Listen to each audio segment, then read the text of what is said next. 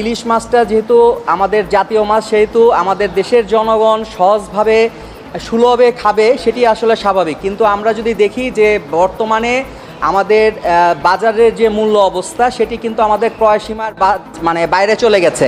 লক্ষ্য করি যে রুই, কাতলা বা অন্যান্য যে মাছগুলো আছে, যেগুলো চাষ করা হয়, সেই মাছগুলো কিন্তু আমরা 500 টাকা বা 550 টাকা কেজির মধ্যে কিন্তু বাজারে পেয়ে থাকি। তাহলে সেই ক্ষেত্রে যেই মাছটিতে আমাদের কোনো প্রকার উৎপাদন খরচ নেই, সেইটির মূল্য এত কেন হবে? এটা আমাদের জাতীয় মাছ হিসেবে সরকারের উচিত যে দেশের জনগণ যেন সুলভে খেতে পারে, সেই ব্যবস্থাটি নিশ্চিত। এই অবস্থার মধ্যে আমরা দেখেছি যে ভারতে ইলিশ রপ্তানি হচ্ছে, সেখানে 1180 টাকা মূল্যে কিন্তু নির্ধারণ করে এটি রপ্তানি করা হচ্ছে।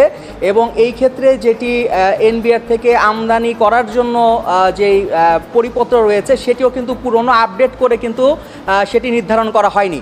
ফলে আমরা এখন যেটা দেখতে পাচ্ছি যে আমাদের বাংলাদেশের বাজারে ইলিশের দাম 1800 থেকে 2000 টাকা বা 2200 টাকা পর্যন্ত কেজিতে বিক্রয় হচ্ছে, সেখানে রপ্তানি মূল্যটা 1180 টাকা, যেটি আসলে খুবই অস্বাভাবিক। সেটি আসলে যুক্তিসঙ্গত নয়। কারণ যদি রপ্তানি মূল্য 1180 টাকা হয়, তাহলে অবশ্যই এখানে ট্যাক্স, ভ্যাট এবং অবশ্যই প্রফিট করে বিক্রি কিন্তু রপ্তানি করা হচ্ছে।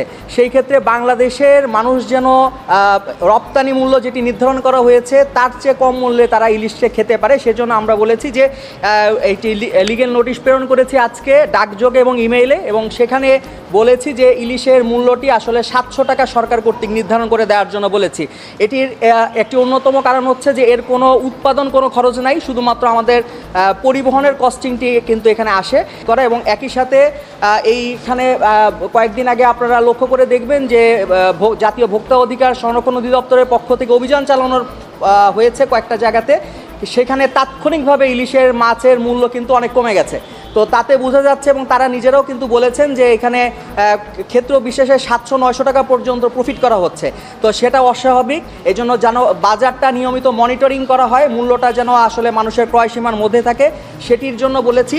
একই সাথে আমাদের যেটা হচ্ছে যে অবৈধভাবে যেন পাচার করা বন্ধ করা হয়, সেই বিষয়টার ক্ষেত্রেও বলেছি যে অবৈধ পাচার বন্ধে যেন সরকারের পক্ষ থেকে কার্যকর পদক্ষেপ গ্রহণ করা হয়।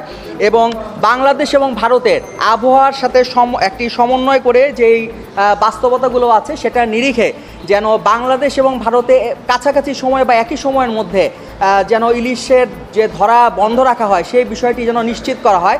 সেই ব্যাপারে বাংলাদেশের পক্ষ থেকে আনুষ্ঠানিকভাবে ভারতকে চিঠি দেওয়ার জন্য বলেছি।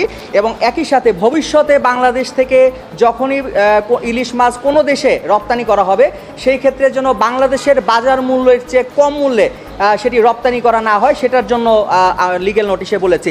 এই লিগ্যাল নোটিশটি প্রেরণ করেছি এই আমাদের বাণিজ্য সচিব বরাবর, মৎস্য এবং পানি সম্পদ মন্ত্রণালয়ের সচিব বরাবর, জাতীয় ভোক্তা অধিকার সংরক্ষণ অধিদপ্তরের মহাপরিচালককে নোটিশ করেছি, আমাদের এনবিআরের চেয়ারম্যানকে নোটিশ করেছি, আমদানি ও রপ্তানিকারক অধিদপ্তরের যিনি প্রধান আছেন তাকে নোটিশটি করেছি যে বাংলাদেশের মানুষকে একটি মূল্য নির্ধারণ করতে হবে সরকারের পক্ষে, যেন জাতীয় মাছ যেটি আছে, এই জাতীয় মাছটি যেন হচ্ছে বাংলাদেশের মানুষ সুলভে পায় এবং তারা যেন এটি খেতে পারে, এটি নিশ্চিত করতে হবে।